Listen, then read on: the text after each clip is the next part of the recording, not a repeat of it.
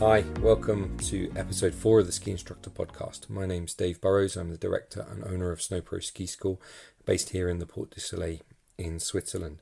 It's a beautiful snowy day today, and as is sometimes unfortunately the case, I'm snowed under with admin, and I have to ignore the odd powder day. But so I bring you today. Just got a bit of time to edit the next instalment of my podcast series, which is with Warren Smith. Warren Smith of the Warren Smith Ski Academy, based in Verbier. Some of you may have heard of Warren, and for me personally, this is quite a nice squaring of a circle. In that I learned to ski with these guys. My initial formation in skiing was with the Warren Smith guys in Saas Fee on a summer gap course many years ago, and it was really cool to go back and speak to Warren. We have a few things in common as well, which you'll hear in the podcast when we talk about it. In this first half, we talk about the early days of his skiing and how he got into the industry. We touch upon something that's I found quite interesting this season, which is how two-wheeled activities relate to skiing. And then we go on to talk about the philosophy of the Warren Smith Ski Academy. So I hope you enjoy it, and without further ado, here we go.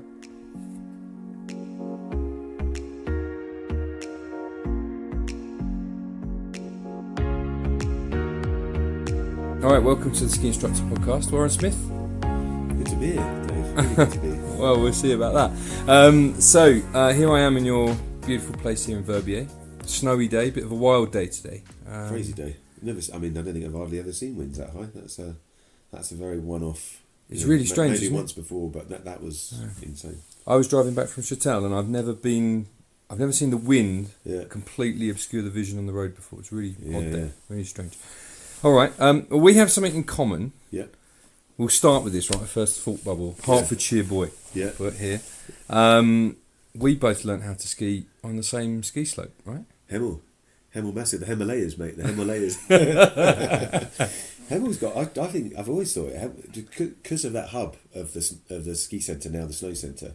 It's always had like a massive skiing following that area. And especially the great job they've done at the snow centre. You know, Pete and all the crew there. They've built that place into it's like an institution. It really is. Yeah. I distinctly remember learning. So I went on a school trip. This is how I learned. Trip to Austria. Yeah. And we did some lessons before, and I distinctly remember doing my first snowplow turns on that beginner slope on the right. No, absolutely same story. Who else came out of there? I was speaking to a guy called Tom Wilkes, who works in the Port du Soleil today. He learned to ski there too. Yeah, I think that the people. There's been a few good ski races that have come out of there. Obviously Pete Silver Gillespie, that he's done a huge amount of work in the sport, in the industry, and I think certainly from a Basie and more so IASI point of view, been doing great international relations for ski instruction. But I don't know that. Yeah, it's grown something out of it, and I get nostalgic even going back there sometimes to the snow centre. Remembering what it was like in the old days. But it's funny when you go to that place, the snow centre, it's really busy. But I don't think people realise it's not just really busy, because the obvious way that like all the other indoor snow centres would get people to come and ski there, it's got a huge following that's been built up over that sort of 30-year period. Yeah. And I think it's partly to do with great marketing, but I think a lot of it's to do with also just a great spirit of the sport. That they've really embraced that, and I think people feel that when they go there. So there's tons of people. I still go there and see people like.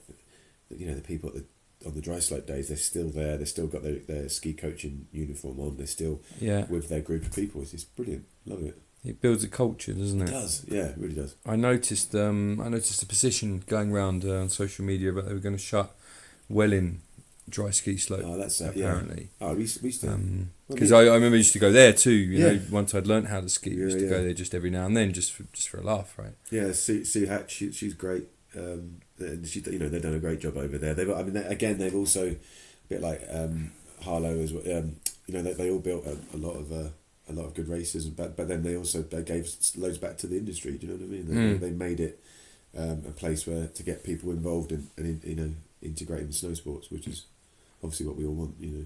And what was your journey? So you learnt to ski as a young kid there. Yeah. And then how did you?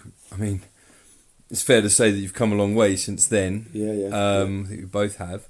And what was your progression to get from that, initial turns on dry slope to actually being here in such a part of the furniture in Verbier? Well, I got to thank my mate Pete actually for a lot of it, because when I was a young kid, that we were going out to Austria together with Ali and a few other guys from the Hemel Snow Centre, and if it wasn't for that sort of that environment, I may not have chose that direction. One thing I know is when I went there, I loved skiing. Whether it was working in the boot room, and looking up and aspiring, looking up to people, thinking, wow, that's what I would like to do. And then I went to Austria, and I had, I'd went on a school ski trip, and I was local. I lived about 100 metres from the dry slope. Oh, right. So when the dry slope was a skateboard park, we were there BMXing as kids, and I think like one of the classic sort of things, the transfer of balance that you get from learning how to BMX. Yeah. You see it is kind of like it was a really good skateboard park. It wasn't like an average one. It was massive, and it was then they demolished that, built the dry ski slope, which I think at first, in your little gang, you sort of not really like, what's going on here. They've just changed our culture, and then one way or another integrated into it, and started setting ski bindings there and learning to ski, and then the transfer of skills. I guess it's skateboard, snowboard, BMX or road bike or skiing. Really really similar, but it's the sort of I think it's just that classic passion behind it. So it was an adrenaline sport, and it was a good community, and and I was living in a council house just around the corner from the dry ski slope. So for me, I guess, whereas I wouldn't have got involved with the sport if it wasn't for that dry ski slope. Yeah. And even back in the day, you could still sort of feel sometimes a bit of cliquiness in the racing sort of community where, I'm not part of that sort of clique, but actually it wasn't like that so much at Hemel. It was a really nice, welcoming environment, and they had some good coaches back in the day, like the Alan Humphreys, and and when you sometimes got to see legends like John Shedden and all the other people that were sort of in and out of the place, but just really helpful, and that was my journey. So then I went to Austria, got a qualification there, and used the British system, got a qualification there, and then kind of spent a lot of time, I think, in terms of where we've ended up now. There was a bit of a journey of self-discovery, if you know what I mean. So I'm trying to work out, I think maybe from the Austrian side of things, actually, for being in a classic ski school environment where you're like, there's your group, seeing what always was the things that classically weren't really working or went wrong with skiers, or however they translated what was being taught to them. Yeah. Just did a lot of just like homework on that, like R&D work or whatever you call it, but just trying out things, and then eventually really integrated into ski instruction. I got motivated to get integrated with ski instruction again. Funny enough, again through Pete Silver Gillespie, as I said, mentioned him a few times, but he was very inspirational, and he was doing really great things with Derek Tay and Shona Tay and a few other people to develop and grow the ASI system, the Irish ski instruction system, which kind of sounds, I know it's always a reaction of people like, Jesus Christ, the Irish, what do you mean? Oh, don't worry, I'm a member. I'm fully paid member. Don't worry, I'm well on board. The great thing is when you see people ski, great skiers now in the association, like Jamie Keegan and obviously Derek and Shona are great skiers as well. Pete, top level skier, Ali, top level skier, and Jordan from our team, Rob from our team, Andy Bennett as well. You see all these people that have come together, and I think what's really refreshing about it is it covers all the same international stages and standards and modules as any other system. So obviously the Swiss recognise the IASI one, but it seems to come without maybe it's because of the volume. So it's harsh to say someone's too political, because sometimes if you've just got big numbers, it's going to go political anyway. But it really feels like the Irish has got a very, very great open mind to the way ski instruction takes place. Not saying it should be done any certain way, but I think they've been taken from so many associations, really positive points, and just, I remember being at Interski myself with that team in 2015 in Argentina, and it was just positive, humble, positive. It's just all the things that you'd want to do for all the associations around the world to look at you and say, what a great bunch of guys, So I think that's what I think Pete's done a great job, and it made it feel like a place that I was thinking, actually, do you know what, I wasn't ever really having my eyes open to it or interested or motivated to get back into it. I was much more driven by making sure that our own sort of academy or school was working right, and we were having a good time doing that. But actually from that, I went back into it and ended up trying to get fully qualified. Had to work a bit, just as you would do, but worked on my skiing and now, which was great, going through that system and learned a fair bit and hopefully improved my skiing a bit. And then through the connections and everything else that I know Pete had built or developed, and Derek as well, that we managed to sort of get the Swiss to recognise what we do. And because I'm based in Switzerland, it made so much sense to do that. And then now we run our academy here. We do a lot of off-piste coaching. Just done the Swiss refresher through the IASI conversion, and had the most incredible sort of reciprocal, good feeling. My French isn't great by any means, but the guys on the refresher were helpful. Rather than like making it more difficult, they were trying to give me a helping hand, and I thought that was lovely. We talked about this just before we turned the mic on, and that's been exactly my experience of the Swiss. Everyone's positive. It's all set up for you to pass, compared to previous experiences of going through exams and stuff in the British system. Where I feel like it's a bit of a negative environment. It's like putting people against people. It's a bit, there isn't any of that. It's a real fraternity feeling that they've got going on. It's interesting on the Swiss side. Well, what you just said there is interesting to me. So what it felt like to me was, whereas I'd walk into environments in the past where it's like, is there a commercial conflict here? I can't work that out. Is it? What it might be with this Swiss system, they didn't feel like any of that, and it felt very, very relaxed, very welcoming. But the great thing was, obviously, because it was that environment, it's like the classic thing of having a good school teacher back in school. The lessons you really excel dragged you along, were the ones that the teacher was great and motivated you and the rest of it. So I think the Swiss system's great. I think the people in it are great. I think the locally here in Verbier, there was a girl in my refresher for the level 4 refresher or the Brevant refresher. Was on the class, and she said, I'll give you French lessons during this season. She works for Col de Ski Suisse. Just things like that. Really nice, chit chat. There's Philippe I hadn't caught up with from Fantastique, another Verbier school. Wanted to talk about sort of things about promoting all the schools here, to the UK market.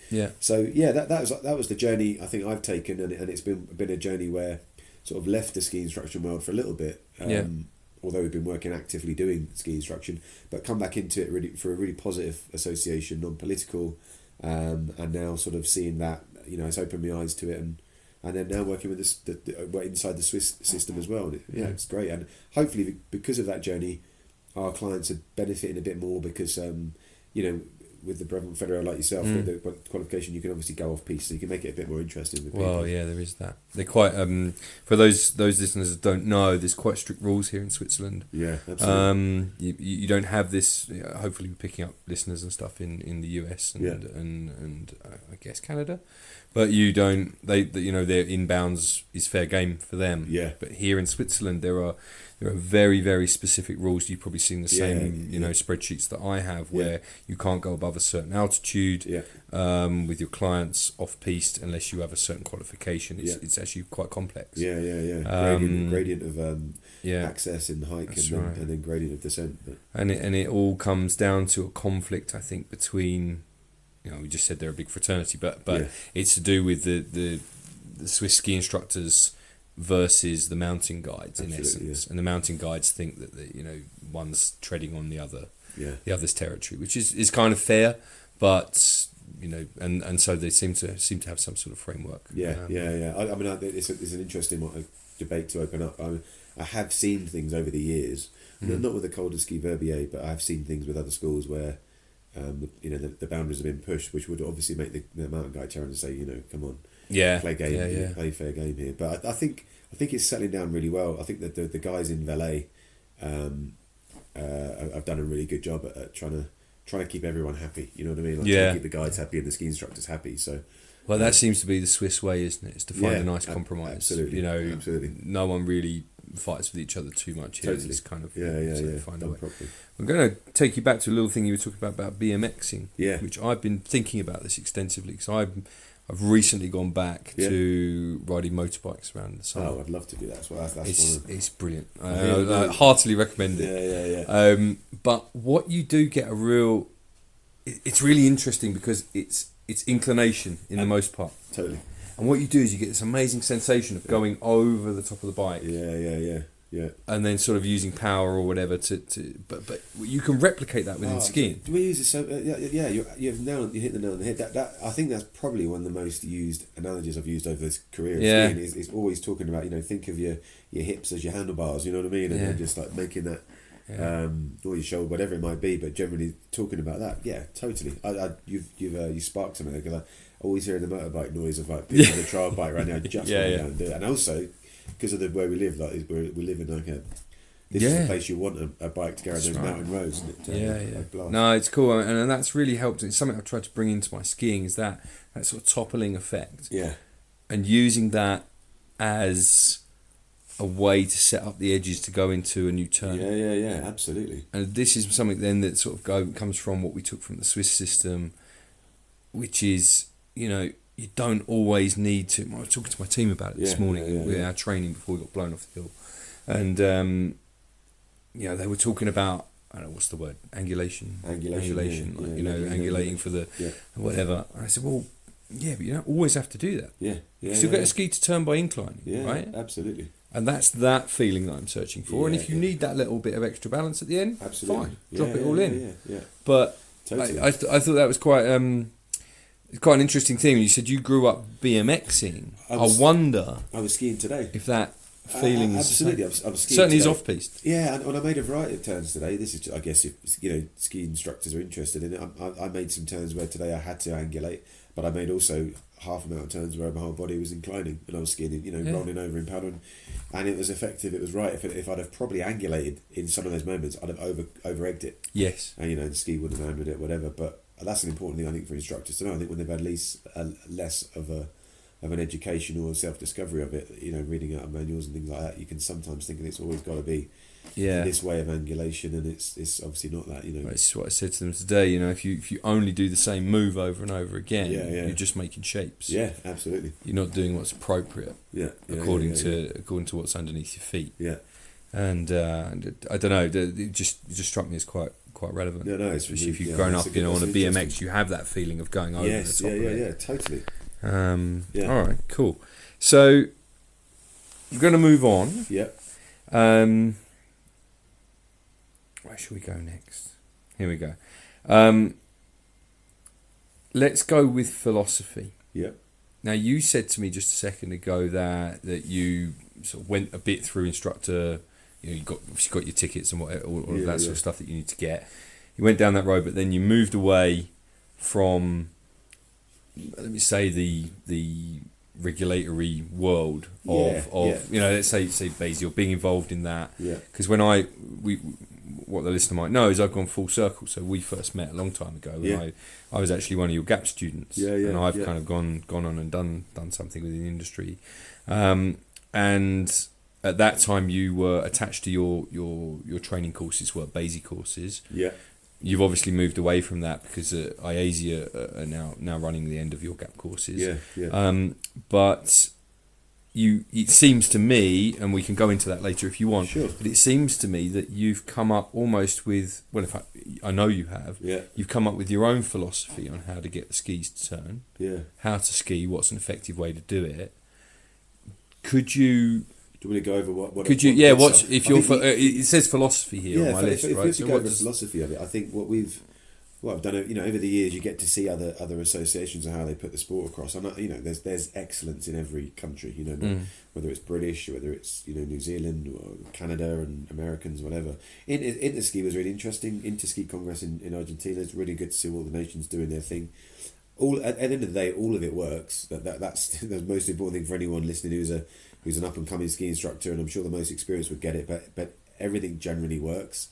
And the thing we've always done, I think, when we've I look at it we've got bolt-ons or add-ons to what would be like a hybrid of a ski instructor system. So maybe taking some things that we thought were good out of New Zealand or out of Austrian background or British or IASI and all of that, and just trying to have this thing that says it's not a muddled gobbledygook. It's the opposite. It's almost like it's been stripped back, and from our point of view, we've refined it in a way that we get people getting very good feedback of it quite quickly. But on the side of it, we've had bolt-ons of ski biomechanics that cross check to make sure the stuff we're doing on the mountain, people have the right ranges of movement in the body, like physiologically can move their leg. Let's say, for example, someone wants someone to finish off a ski turn. We always do an off-mountain check to make sure their leg has an inward steering range, so you know that if someone's hip rotating or whatever in one direction, which is usually the case if someone has a weaker turn than the other. Yeah, for sure. We have generally gone through our academy system with off-snow biomechanics checks. And other than that's the main part that's different. It's like we've just honed in and focused on it. Right now, we've just opened up a wing of our ski academy on Harley Street with a company called Isokinetic, which is primarily it's a FIFA affiliated sports rehab company. Mm-hmm. But really interestingly, this wasn't sort of a linked thing, but the guy that set it up was Tomba's rehab coach back in the day, right, which got him back into it from an injury, and they were actually from Milan. Okay. And then they set up in Turin, which is just around the corner from Verbier, and now they're on Harley Street in London. But they're very successful business, and they look after athletes, rehab. Whether it's a West Indies fast bowler or looking after a shoulder, or MMA fighters, or Team GB athletes are in there for skiing and for all sorts of levels. But they've embraced this biomechanics thing that we've built around our overall thing. So what used to happen for us is on a Monday, Thursday, people would come on a ski course. And then we'd do a video analysis night, and on this video analysis night, we'd check all of their ranges of movement. And most of the time, people didn't have the range of movement to do the things that we were asking them to do on the mountain, which is like, why? So you're never going to get that result this week because you can't move your body that way. So you're gonna, if you've only got 20 degrees of inward leg rotation on your outside right leg trying to turn left, and your hip's coming around, there's no point in us saying, try not to rotate your hip or do this exercise. You just haven't got the movement. It's funny that, because obviously I went through this with you, and I think it was at its initial stages when we were doing it back in the day. And I know for a fact that based on I can see it myself, but mega bendy ankles, I can do that. And maybe we'll come to that later. I'm sure there's a connection between bendy ankles and ski instructors as a profession. Yeah. But I've got a guy on my team, right? He's having trouble. What's the word? Sorry, listener, I'm really not cool with the official words, but it's rotational separation, where your body stays straight and the legs twist underneath you, right? Do you know that point you've just made? Yeah. That's that exact thing. People's ability to rotate. Well, he can't do it on one side. Yeah. So he's been, for years and years worked on a building site. He's got a block in the back of his lower back on one side. Yeah. And therefore, turns completely differently one side to the other. It only shows up on a high performance sort of short-ish radius turn. So a lot of people have always come up to us and said, you guys, God, your courses are busy. You somehow your marketing's there. You guys are great marketeers. But actually, what's really interesting was, and I've explained this a lot of the time, you only get one chance with someone to try something out. So if a journalist has written something positive about a course, we get 1 hour with that journalist. They come on and we do something with them. So we do a couple of tests with them on the mountain that hopefully to them makes a lot of sense of it. But what you've just said, you've just hit the nail exactly on the head as to what my philosophy behind why a lot of people do or don't get the sport or just get stuck at a certain point. And me and Rob Stanford from my team of the last 3 years have been going around the UK doing these tours, and we do these, it's called the Ski Technique Lab, which is the bit that was hidden inside our video analysis nights. Yes. That was the bit that everyone says, why are you guys so busy? You must be great marketeers and the rest of it. I said, well, yeah, I mean, we didn't learn how to market, but we know, of course we know how to sort of try and explain the point. But it was only in the last 5 years that we've tried to get this thing that's inside our video analysis sessions when we're holding people's hips and getting them to rotate their legs inwardly and then giving them a measurement score. So in our mind, if you want to finish off a ski turn, as you've just said with your guy, you'd need to go 70 degrees with your legs inwardly. So, left leg going towards the right to finish off the right hand turn, right leg going towards the left.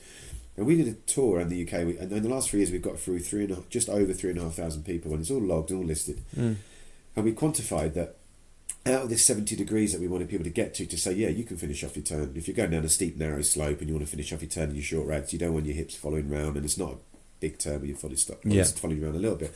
This is corridor skiing. So on our test, the national average over 3,500 people was 43 degrees. Really? And, we're talking about even people like Lewis Smith, who's won a silver medal for Great Britain and athletes and one of Linford Christie's schools. We've got loads of people that have done this stuff. And Linford Christie, for example, was 70 degrees one way, 10 degrees the other. No. Lewis Smith was 70 degrees one way, 40 degrees the other. Huh. The interesting part, Lewis Smith changed his within a week. It came back 70-70.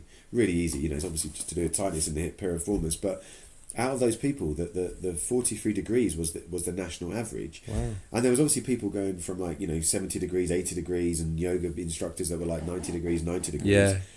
But there were tons of regular skiers that were doing 3 or 4 weeks a year that were getting 10, 15 degrees. Yeah. That's when it actually becomes almost dangerous to do the sport if you haven't opened that out. You're in a tight, it's a common complaint, right? Yeah, I'm in a tight space. I don't like those little chutes. Yeah. Rightly so, because you can't turn your skis across the hill. Yeah, well, this is what we like, the long game and the short game, like in golf. That the short game is the most technical part for so many people, and moguls, steeps, narrows, and all the rest of it. And if you ask any recreational skier, that's the bit they suffer from or fear of. But what was even more interesting when we took the scores further, it was 98% of the people out of the 3,500 had a 28 degree difference between left and right.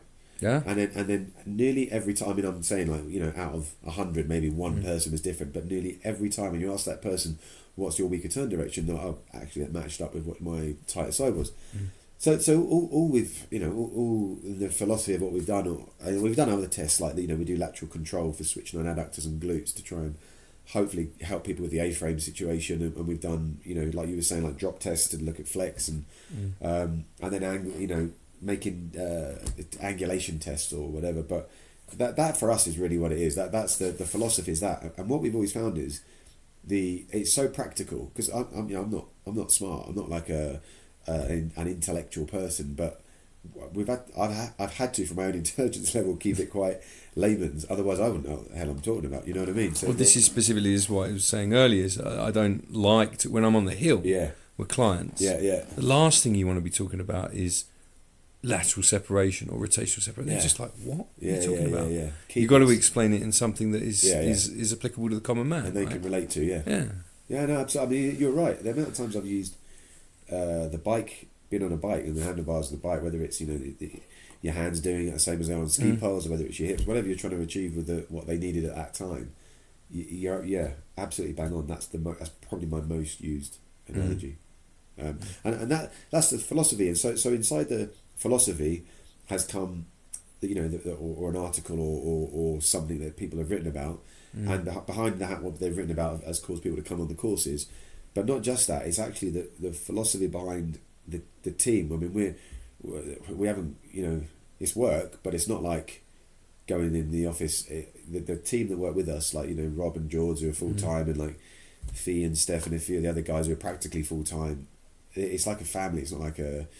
But they've all come together, and they've all been involved somehow at some point in a bit of this or all of this philosophy, Yeah. And I don't know. We've all sort of sang off the same page. It's not really been like. There's no one sort of bitching at each other like, this is how to do this. No, because the funny thing is, the way the philosophy works is you can have your own style of skiing and ski your own way, but as long as the biomechanics, basics and foundations are in there, there's nothing to argue about. As long as that's in, my ski's different to Jordan, and Jordan's ski's different to Rob, and Andy Bennett's ski's different to those three. And hopefully everyone's has an efficient way of skiing, but it's all also according to their biomechanics, right? Absolutely. I'm not going to ski like absolutely, you. Absolutely. But what you've just said there is really important. That's I don't hear that being said enough, actually. But it's all down to how their body makes their skiing. Some people are naturally better mogul skiers. I think some people are naturally better racers. That's why even in like it's great the way that tests work on ski instructor exams. It really is. But sometimes to push you imagine like someone's trying to finish off their level 4 in another, to work within the Euro group, and they've got to get this race result. And obviously everyone can go away and train if you've got the money and time. I haven't got that kind of time or money, but if you've got that time and money, fantastic, because you're only going to benefit from being a great racer. But I just feel sorry for people that've got that natural or have come out of a mogul competition background and have almost got to go and relearn something. So the same applies, right? I know a load of. There's 2 points to this. I know a whole bunch of guys who are 6 foot plus. Yeah. You're a tall guy as well. 6 foot plus, quite heavy, probably 100 kilos plus. Yeah. The way that, let's say, the British Association of Ski Instructors is set up at the moment, there's no way in the world they're going to get to level 4. Yeah, no, it's going to be because tricky. what they're asking them for, yeah, it's just not going to happen. Yeah, no, I get you. I totally get you. know, That's what it's a shame, especially if you've got like a fantastic like coach that can offer so much back to people for that. But yeah, it's always been a thing in my mind. I've always wondered why, if you're going to look at the skill, you know, and if you're looking at that end of the spectrum of GS racing, right at the same time there should be a zip line just over there, like 40 meters across the other side. So done your GS race, now into the zips. Let's go to see you do that. That to me would be a fair race test to make sure you can race at both ends of the spectrum. Yeah, that's true. Well, there's no bigger comparison. I mean, you look at one of the greatest ones I think we see at the moment on the World Cup, right? Yeah. Is you've got Marcel Hirscher, short squat guy, 5'8". Yeah. You know, carries a lot of his weight low down in his hips. Yeah. Skis quite 2-footed. Yeah, I'd say probably if you look at him. And then you've got, you know, his biggest rival, Christopherson. Yeah. 6'2". Yeah. Skinny as. Yeah. He has to make completely different shapes. So they finish within. Splits of each other. Yeah. And I think that's one of the most fascinating things, that those two can achieve almost similar times. Yeah. You know, with completely different physiology. That's a really good point. Absolutely so I mean, crazy. what you just said there kind of encompasses about how skiers should be judged, maybe. No, that's true. I see your guys on the mountain. I know you work a lot on you know, you sort of run a weekly program almost. Yeah, 5-day program. Yeah. And you do a lot of this kind of initial slow speed braquage work. Yeah. Which you'll be pleased to know I'm still excellent at. And no doubt, I mean, that really shows up left right side differences and the ability to rotate your ski across your body and use your legs to turn in the hip socket. Yeah. How do you, from a ski instructor, from a team perspective? Yeah. Presumably, your guys are out there doing that week on. They're doing that. I mean, they certainly do that. Do on they the first not? Morning? Does it not get? Yeah, they get. Say monotonous. They get that in the first morning, but then it's made up. That, like, for example, you know, there's mogul groups which are different. Right. There's super groups which are becoming almost sort of half of what we do. There's 6 max groups which are much more smaller. People have usually also been on courses before, and then there's dynamic ways in which people are learning how to teach it, how to coach it, and if they're working on pivoting and trying to learn how to pivot, it's sometimes standing next to a mogul field where you're like, well, let's count the distance these bumps are apart. How many can you turn within that meterage? So the rotation, or if you've got a weekly, week in, week out different groups of people, the guys in theory, where they should get bored of doing monotonous exercises in terms of the coaches. Yeah.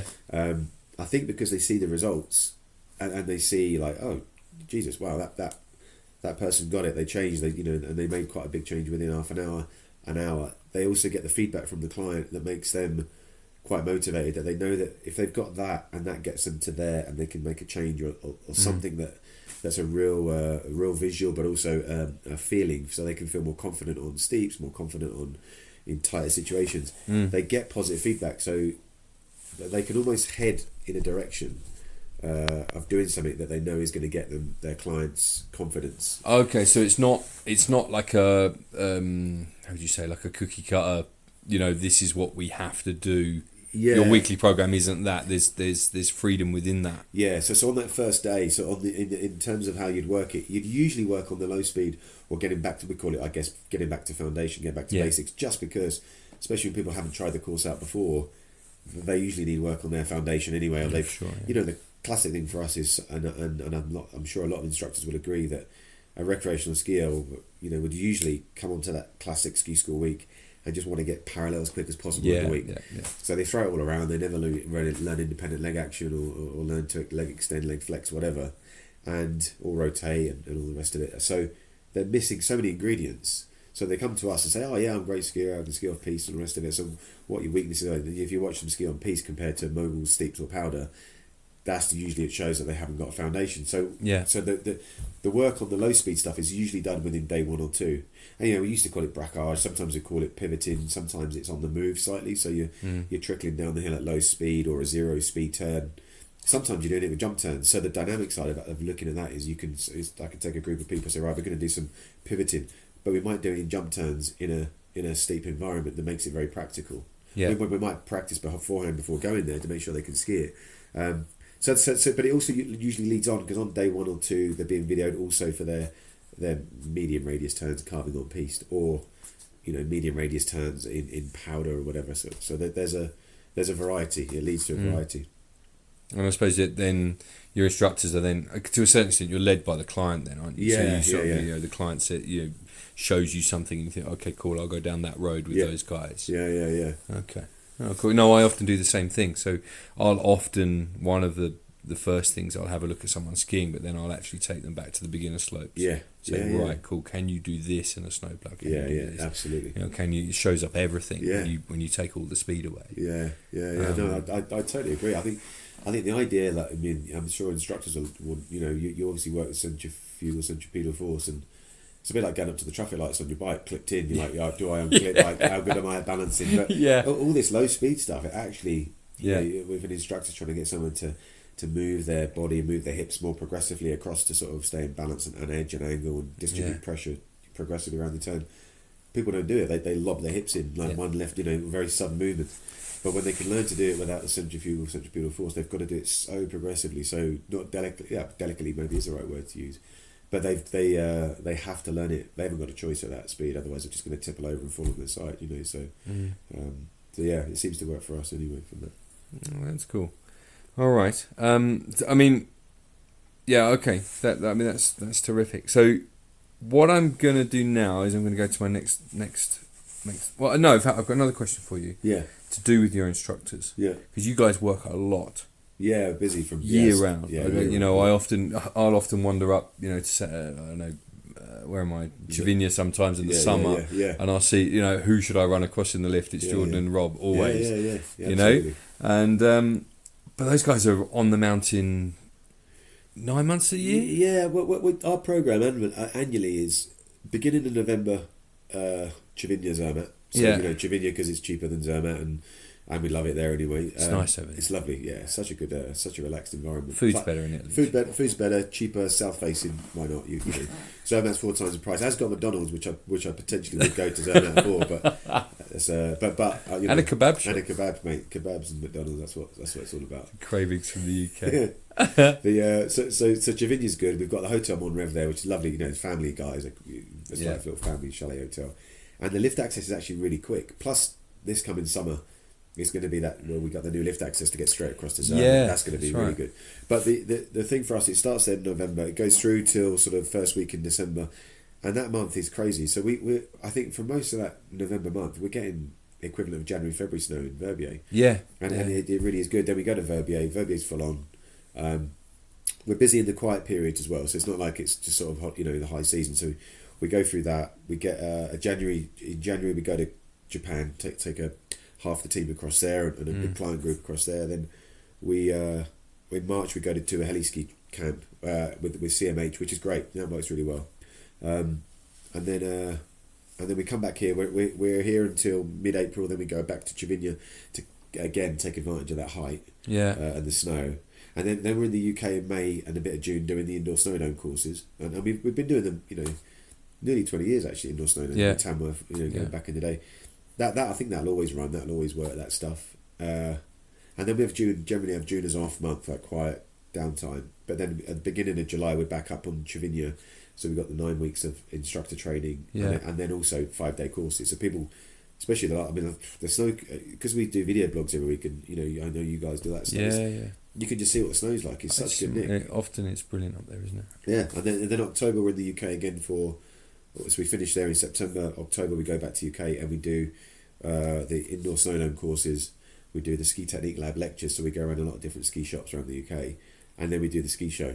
And then we're straight back out to Chavinia again, and it's full on. It's a busy year. How do you? My paper for my Swiss brevet was on fatigue in ski instructors. Yeah, good point. Bloody hell. Yeah. How we're now sitting in almost mid-March. Yeah. We've all been at it for a while now. Yeah. And certain things are starting to hurt. Things, struggling to walk up the stairs in the morning now to the car. I'm like, really, really struggling. How do you go about managing your team's kind of fatigue levels over the year, or you just kind of leave it to them to work out? We leave it to them, but the reality of it is, because the academy is always, like, we have a ski fitness side to the academy. That's, if you go on the website, you'll see, guys like Rangan Chatterjee here, who's sort of, he's always advised us on health and nutrition. We've always worked with surgeons, osteopaths, chiropractors. A lot of the team get use of a chiropractor in the UK, Putney Chiropractic, which has always been benefit to some of them. We have quite close tie-ins with some very good boot fitters. We obviously work directly with Dal Bello and Marker and Vocal. Hopefully the guys learn and get educated on that. I think they also get motivated when they have a bit of a break in terms of travelling to Japan. That's a bit of a refresher, something to liven up, and they also go and do the heli ski trip as well. Everyone usually gets 2 days off a week. So it's a 5-day working week and 2 days off. So, okay. Yeah. If you think they shouldn't, let me know, because then we no. Well, that was kind of more my point. We've just come out of a period with my guys. 7 days. Is it full on? It's 7 days. We've had 3 or 4 consecutive collective weeks with some groups that have come to us from abroad, and then on what normally would be their days off, I've chucked in some private lessons because they're just in so much demand. And then I've become that guy that I didn't particularly want to be, I'm kind of, look, guys, I need you just to work a month solid. And everyone's exhausted. And I haven't really got that right. But your courses run Monday to Friday. We do Sunday to Friday with a Wednesday and Saturday off. Okay. So the boys having 2 days. God, geez, I remember back in the day, working shifts would be long working shifts. It's not a bad gig. It's 10 till 3:30, whatever. Jordan and Rob are doing big hours. Jordan's running the booking system as well, and dealing with a lot of admin. So he's probably doing 2 jobs. And Rob the same. He's doing a lot of social media and everything that goes with that. There's always the social aspect as well when you're hanging out with your clients and things like that. But I think it's more those days off snow, though, isn't it? 2 days out off of boots. If you get 2 days out of boots, you should, in theory, if you had your boots fitted well, you should be fine. Okay. I think that's something to bear in mind. And I'm not practicing what I preached. In that paper that I wrote, so I need to. That's something I need to get much better at next year. But I don't know. I'm going down that road where I just can't. When the booking comes in, I just can't say no. I'm and plus also, someone will do it, and it's tricky. You've got a good team and they're professional. You're obliged. You want to give that holiday maker or whatever they are. You want to give them a good experience. That's right. And the team wants work, and they can't. Unless they're actively saying to me, don't. I give them the option to book their own time out in the diary, so it's kind of, if you're not available, you're not available. But it's tricky. All right, cool. I want to come to, so that's that covered off. I want to come to something else, which I know we sort of covered it a minute ago. But the title of it is Warren Smith as Marketing Genius. Now, you're kind of everywhere. You know everyone. Anyone I can think of. I can explain. You seem to know. I know it comes a bit with the products. So you've got an amazing product. I guess the brand has come with that. But there's something about you too that has dragged all of this along. I think if you weren't a ski instructor. You'd be in the marketing game, probably. Back in the day, what the reason that people say that you market your brand well, but we've always run it on a basis where the academy hasn't been a kind of a typical, bit like yourself. It hasn't been a typical ski school. It's always had a different element to it. So you've had to choose 1, 2, 3, 4, 5, but that one's got something different. It's called something different. Why is it called something different? Well, it's not a typical ski school. You walk in, walk out. We don't have an office on the street here in Verbier. Maybe Ski Service is obviously our base here and people can use that, but we don't, and they never have done. People have always booked 4 to 6 months in advance as well. So our system is different, and it's sometimes been the thing in the last 20 years that people have actually that's something different. I want to have a look at why that is. I write for the Telegraph, and I've written for the Telegraph for quite a while, and as their ski technique expert, because they're the biggest online. We get a lot of coverage from it. Before that, we've always made lots of online. So in my mind, I always thought that online content was the way forward anyway. So that for me, to make content, that we used to make DVDs back in the day. The DVDs sold well in Snow and Rock and Ellis Brigham and those sort of places. And then it changed. Obviously, people didn't buy physical DVDs anymore, so it was like online content. Then the content just gets ripped off and gets chucked everywhere. Yeah. Which, I was probably quite disgruntled about that in the first day. But actually, like that's great. And even in like China, it's a classic example. Someone even ripped off the book in China, like the Go Ski book. Right. But then I was asked by, what it is, it's a snowball effect. So I'm not particularly, I wouldn't call myself a great marketeer, but back in the day, I've skied on the Vocal International Free Ski team since 2002. So, a friend, Jamie Strachan from Chamonix, sort of introduced me to the guys there, and and I've always had a good support from Vocal. And I'm not the best skier in the world, don't get me wrong, I'm probably the worst skier on that team, but it's always enabled me to go places, do things, get PR from something else, go and ski, get a heli drop on Treant, make a poster for Vocal, the poster comes out for Vocal, and hanging on by the seat of my pants, I can just about get away with doing a shot like that. But then the shot gets translated into people's viewing capability. We're now making videos for Vocal, reviewing the products. So like making the Deacon 76 video up in Chavinia this summer. That video has now been pushed across the internet by Vocal. So there's there's Warren Smith, the free skier, or trying to be, but Warren Smith, the free skier, skiing for those guys, doing that, and been into off-piste skiing, obviously, and freeride skiing. That in itself has been an interesting one, because some people have come on the academy because they've seen this as a free skier. So they've not seen this as the ski instructor; they've seen this as the ski athlete on that Vocal side. But they've wanted to ski with us for that reason. Some people have seen this because the ski instructor, Warren, that writes for the Telegraph. Okay, I'm going to book on one of his courses. His brand happens to be Warren Smith Ski Academy as the school. The methodology behind that as well, that's come to light. The Ski Technique Lab's been another thing that's helped us market what the brand is. We dragged it out of our video analysis nights, packaged it, put it together as that. So that in theory is going to be our next level of sort of expansion or development. We've done things like back in the day, went to Japan, maybe before some other people were doing it, I don't know, but because we did it, we got a double page spread in February 2008 in the Financial Times weekend. A couple of million people read it, saw it, and it's like Mr. Smith goes to Furano. The real story was I went in Furano, skied off piste, and got arrested by the local guys there. Like, it wasn't open in Furano. Like, we were a bit early for this at the moment. So now we go to Furano, all the gates are open, and it's complete off piste heaven. But there's been incidents like that. So I wouldn't call myself a marketing genius. I'd call myself a bit of an idiot at certain occasions, taking too much of a risk and ended up getting a story because of it. But online content videos, 100%. They've been the thing that most people have brought into, watched the video, booked on a course. The Vocal thing. Vocal have been a great family for us to sort of be involved with, and we're working even closer with them in the coming years. But those guys have really supported us, and they've given us a lot of PR. The Telegraph, I don't think you can get better PR from those guys. And also we've just followed our. Sometimes we're not meant to try to like really bang out and market a story. We've just followed a little bit of what our I guess is what's organically grown within the Academy product. And even the Academy product's not really the Academy product. It's just good, like you guys do. It's just good, obvious skiing with a bit of biomechanics added on either side. It's not rocket science. And as I said, I'm not intellect. I'm probably intellectually challenged, which is probably why it can't be something like some sort of marketing genius. So, and also on the flip side of that, we were, the Academy is lucky enough to have bumped into along the way, and actually quite a lot of time people that have come through our gap year course over the years. But Jordan, I have to say, we wouldn't be running this business as we do if it wasn't for the team. So as much as it's like I'm a marketing genius, I'm really not. It's just everyone's chipped in and worked together. Rob's worked relentlessly on social media, doing the Facebook posts. We've always had this thing, we're on 1,000 Facebook followers. We've never brought into organic market. We've never brought into paid for boosts of marketing. Yeah.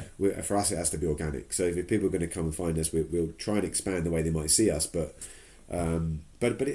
nothing's really changed in that sense. We've just now Rob's working great on the team in terms of that. He's probably doing more. In fact, if you want to say, you guys, you're a great marketeer, you'd probably turn around to Rob Stanford and say, actually, Rob, you've done great. You're a great marketeer. And same with George's making all of our lives better with more efficient booking system. actually that's one of the reasons we're busy. You know, is also because people like and enjoy the experience on that. So, but we'll always still do that. So I'll still write for the Telegraph until they kick me out. If you know what I mean, I'll always be doing the ski technique for them.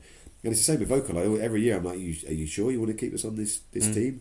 But they do, and you know, and I like I say, I have on and off days. Getting to the age I'm at, and I've had a lot of injuries, and I was out, you know, last year with an injury that almost ended my sort of skiing days. But I had a ski last Tuesday, and I was like, geez, I don't think I could ski any better than that. And then I have an off day because the back the next day, and like, okay, that was a bit average, but sometimes it all works and it feels great, you know. So it's nice that, isn't it? Yeah. Like, when you get the odd day, I've had that 2 or 3 times this season where I just thought, you know, you're sort of skiing around, you're like, I really love it. I love absolutely. it. So and you rediscover why you love it. Yeah. As opposed to kind of being, because when you get to be like the boss of the ski school, I guess there's so much other stuff going on. Yeah, of course it's you lose that moment of pleasure. No, that I mean that sums up the, you know, we're not great marketeers, but we've stuck at our thing organically, and it has grown. And also, to be honest with you, a lot of it can be also luck, the right place at the right time, meeting the right person. There is that. And everything else. Yeah. With that, I wonder. I'm really interested at the moment in this phenomenon of success attracts more success. I've seen it here, there, and everywhere. I saw it with my own father. I've seen it in various places, and you know, you start off, you do something right, you build a really, really good product here. You know, and it does snowball. It's a genuine phenomenon. You see it everywhere in the world. And I guess if you stick at it for so long, how long have you been here? 20 years? 25 years. 25 years. I mean, you stick at anything and do it well enough for 25 years, I guess. It's gonna might just be pure ignorant persistence. You're successful. Yeah, actually, do you know what? I'm exhausted. I've just been banging away against me. I just hung around the longest. Yeah, something was going to happen at some point. Cool.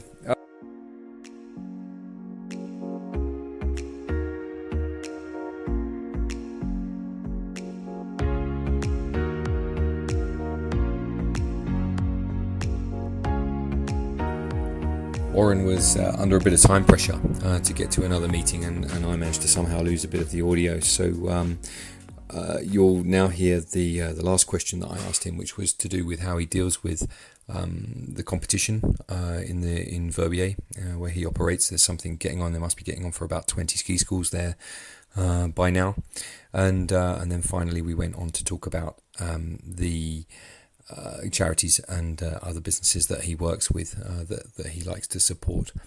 I've got some cool podcasts coming up for you. Hoping to meet with Derek Tate next week, who is the head of the Irish Association of Ski Instructors, and we'll get his feedback from straight after, more or less. He's just got back from Interski in Bulgaria, so I'm very much looking forward to that one, and then I've got a couple of really exciting ones lined up after that too.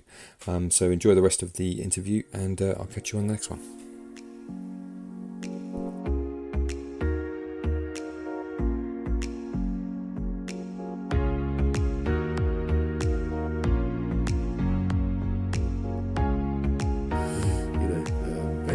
It's going to happen in life, and I think that's where all of us at some point, you know, you're younger, you're more naive.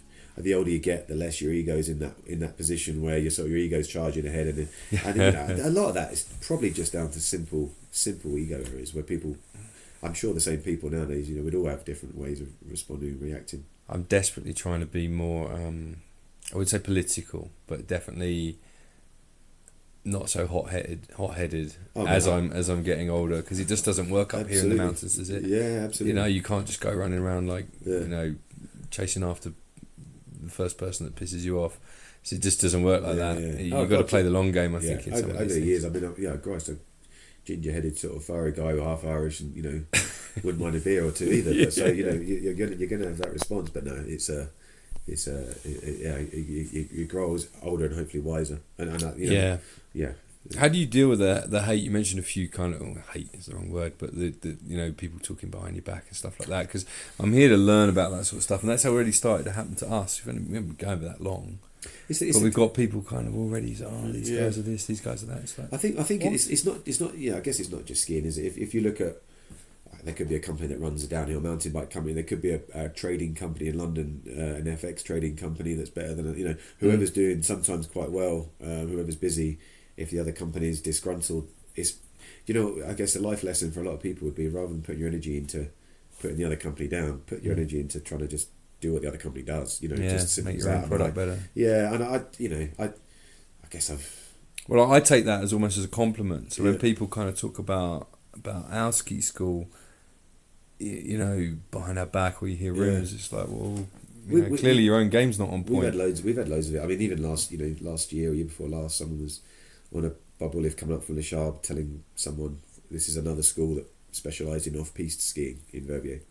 And they were telling our client that, we were this, we were that, and talking quite negatively about us. And you hear the stories, and you hear the stories saying that, Warren's not a great skier. Like, to be honest with you, I couldn't give two hoots. If I got away with being this busy, not being a great skier, then then great, thumbs up on that.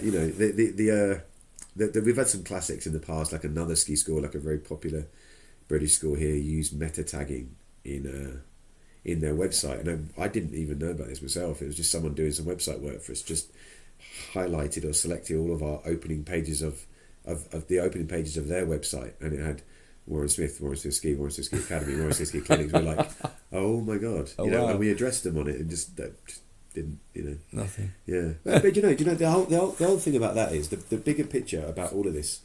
Interestingly, and it's like it's like admiring what watching you 10 years ago coming to do a gap year course, now having one of the very highly established businesses in Switzerland. It's just graft. That's all it is. It's just it's the same old principle as going to graft at a dry ski, going to graft wherever you do. But the beauty about what you do in your school in Champéry, and what we do our school in Verbier, ultimately, pushing all the politics aside, and as you say, all the haters, all that sort of stuff, the reality of it is we get to live in the mountains and enjoy this incredible environment. But I think what we also do at the same time is we up the level at the general level of ski instruction. So so whichever conflict comes out of it, whatever, that's always going to happen anywhere you go. But the great thing about it is, like, forget about the all the in between bits. The ultimate end goal is that ski instruction and the quality of ski instruction ultimately gets better. Yeah. That's the one thing I can say in Verbier is Verbier, God knows how many schools. I've lost track. I think it's about 13 or 50. It's loads, isn't it? But the level of all those skiers, when I look back 15, 20 years ago here, is so much better. So if we're full or busy, as you guys are in your resort, and can't take a lesson, and it gets passed on to another school, thank God that for whatever the battles were, or whatever the heart, all this thing about building and being more competitive and the levels going up, the great thing now is that ski instruction in general, especially as we're sitting here as British instructors, I think, and looking at where Brits want to take ski instruction from, they're going to definitely get a better lesson from a British speaking instructor, no matter what, whether it's through the IASI system or the British or whatever, or whether it's for a commercial school or whatever. The ski instruction's just got better, way better. That's I think, in terms of sort of summarising that point, if it took that to make that be the end goal, then brilliant, everyone wins. You know what I mean? It's just simple as that. Cool. All right. Well, I'm going to let you go and do your après ski. Yeah, après ski. Well, I'm getting too old for that as well now. No, I've still got a bit of that in the old soles. And the legs. Well, thank you very much. Mate, it's great to see you. Really, Absolutely, and congratulations on what you guys are doing as well. I always give everyone a chance to market themselves and promote themselves. So where can people find you if they want to get in touch with you? If people find us, just Google us. I mean, search the people that we try and support. So I'm an ambassador for Protect Our Winters UK. Okay. So that's really important because it's to do with climate change, and every ski instructor's dealing with that anyway. Sure. And every ski instructor, in our hope, would be passing on to their clients the Power Mountain, which is a big thing that came out of the ski show, which is a Protect Our Winters product that just raises awareness. But if you go onto the Protect Our Winters UK Facebook pages and website, you'll see what the Power Mountain is, and if they can't see it there, they can always write in and find out about it. But it's a mountain that's been built around helping, obviously, with environmental issues and obviously in skiing, snowboarding, and it gives a very simple green run, blue run, red run, black run way that a person could try to understand how little, as in green run, or how much black run, they could get involved with trying to help raise awareness for it, and obviously we all need to do that. Otherwise, it's going to keep on happening. The seasons will get shorter. Everyone will be turning a blind eye at government level like it doesn't exist. And the reality of it is it does. And the reality of it is we're all having to deal with more avalanches because of huge temperature changes as well. So if anyone wants to go and search us, search our partners. Don't worry about us, but Google us. But Protect Our Winters. And the other one we're very close with, obviously, is Snow Camp. Which is trying to help guys that don't really get an opportunity to come and ski, get out in the mountains. They're the two things we'd like to promote. No, I'm good friends with a guy in the Port de Soleil called Joe Beer, and he talks a lot about Snow Camp as well. Yeah, Snow Camp. And you've done some cool stuff with them. Yeah, we try to help out. But yeah, they're the focus at the moment. Okay. Brilliant. Well, thank you for your time. Awesome, mate. Good to see you. And It really is. We'll have to try and come over or come over to yours and a beer. Well, no doubt. Cool. Thank you.